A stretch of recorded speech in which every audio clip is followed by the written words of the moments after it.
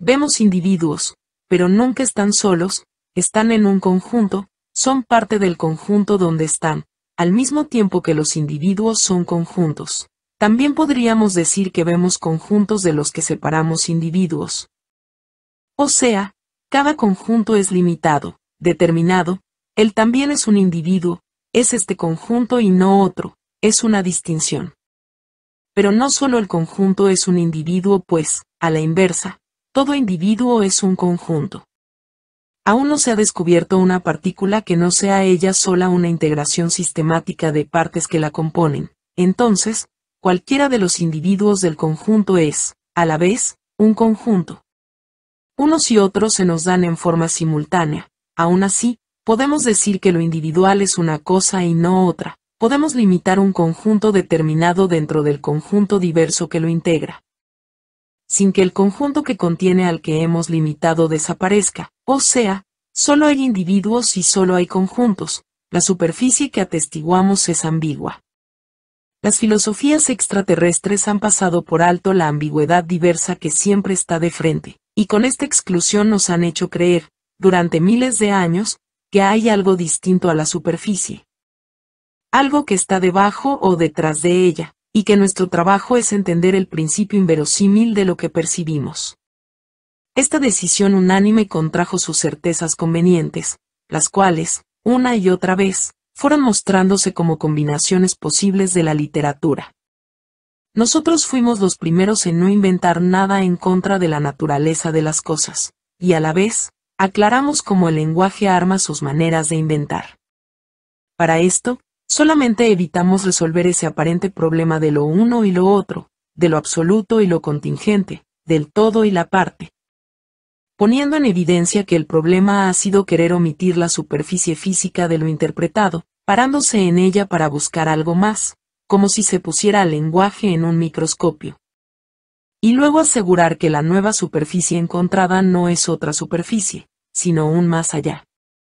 Con todo, fueron dejando de lado lo más simple, que la ambigüedad nunca deja de ser ambigua, que la diversidad ni es ni no es, y que, para nosotros, siendo parte de esa ambigüedad, todo puede ser. Dado que el dedo con el que señalamos a las cosas es el lenguaje y este es tan ambiguo como la relación del individuo y el conjunto, es más, él es el modo más claro de la ambigüedad física terrestre, en el cual el individuo y el conjunto son y no son distintos, algo que lingüísticamente se refleja como sus posibilidades, o las versiones de lo mismo, condición de existencia de una unívoca ley física para todos los cuerpos terrestres.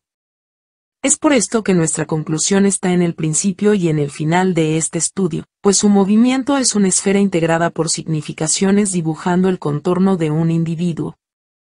Dado que toda narración es un sistema de significaciones individual, orbitando en la igualdad de una sola identidad, y que en nuestro caso es, el lenguaje es físico. Teniendo la identidad bien demarcada pudimos desarrollar un sistema descriptivo análogo, en el cual, cualquier parte de su contorno puede ser una manera distinta de decir aquello. El individuo que presentamos es una posibilidad de la superficie de no ser tal, o sea, la forma del lenguaje, un sistema físico en cuyo interior hay más superficies distintas, algo que pudimos demostrar abriéndolo.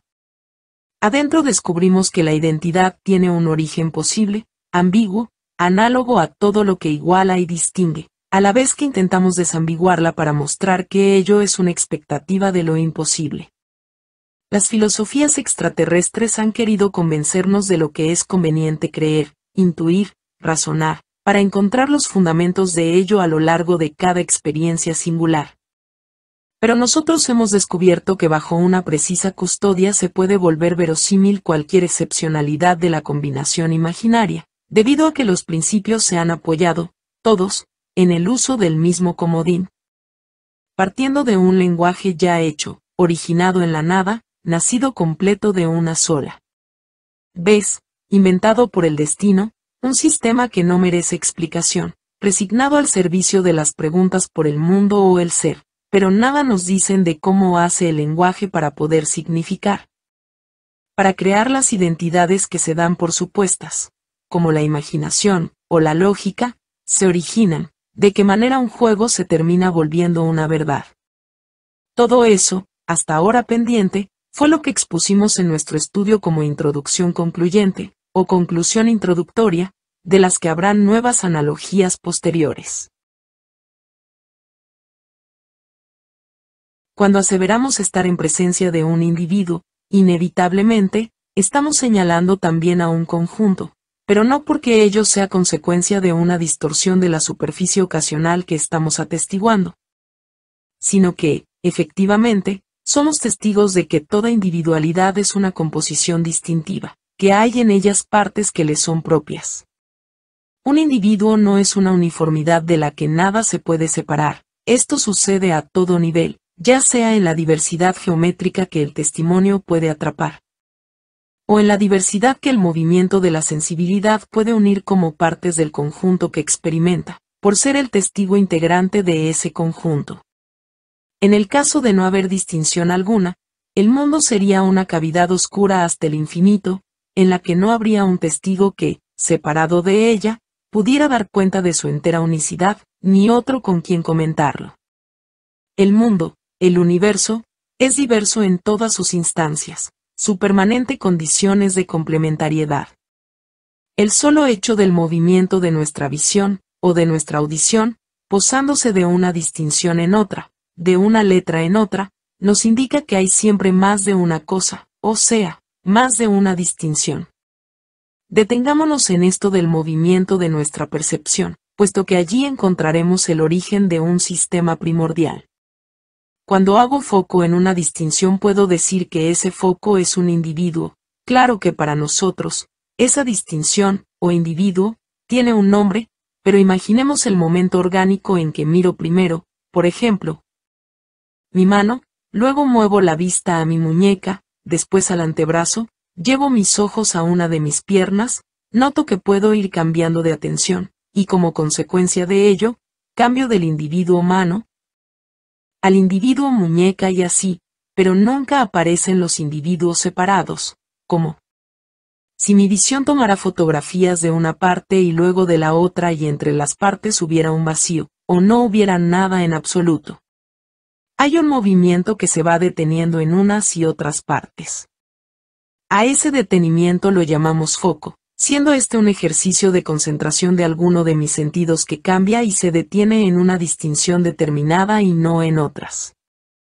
Lo que podemos notar con el foco es que va de un lugar a otro sin hacer más pausas que los pocos pestañeos que precisan los ojos para lubricarse, aunque estos pestañeos no pausan el movimiento, son parte de él. El movimiento es continuo, la superficie se mueve. También podemos notar que cada parte que enfocamos le pertenece a un conjunto más amplio, o sea, la mano le pertenece al cuerpo, por lo que el cuerpo es un individuo que contiene al individuo mano. Podríamos indicar que el cuerpo es un sistema integrador individual que, entre sus partes, integra al individuo mano. Ahora, si no perdemos de vista a la mano, ella también es un sistema integrado, o sea, sus partes y movimientos no son iguales a las partes y movimientos que los demás miembros del cuerpo. Su conjunto de tendones y huesos es distinto a los tendones y huesos de otros mecanismos corporales. Luego, bajo la misma consigna, un dedo es una composición distintiva de la mano, y es un sistema individual también. Vamos notando que la diversidad de individuos puede ser vista como una diversidad de sistemas integrados entre sí, que ellos se pueden individualizar, pero cuidado. Esa individualización no es nunca una parte separada de la otra. Recordemos que el foco pasó de una parte a la otra, pero el movimiento de un foco en otro nunca se detuvo. Si nosotros podemos decir que una cosa es distinta a la otra, si podemos nombrarlas por separado, indicando su individualidad, es porque el foco cambió, se detuvo. Un momento en una parte, lo individual que nosotros le asignamos a la cosa es su propia individualidad, aunque no lo es del todo, puesto que es un complemento de otro individuo que lo integra, al mismo tiempo. Es una distinción generada por el movimiento de nuestro foco, el cual le designa a las cosas determinadas individualidades, o sea, por un lado el individuo es conjunto, constituye a otro individuo y, por el otro, es un foco individual nombrado, por lo que su nombre es y no es su singularidad superficial ahí. El dedo, a pesar de estar individualizado, no está separado de la mano, el dedo es la mano, nosotros, al enfocarlo solo a él, le asignamos un nombre, pero el dedo nunca dejó de ser la mano.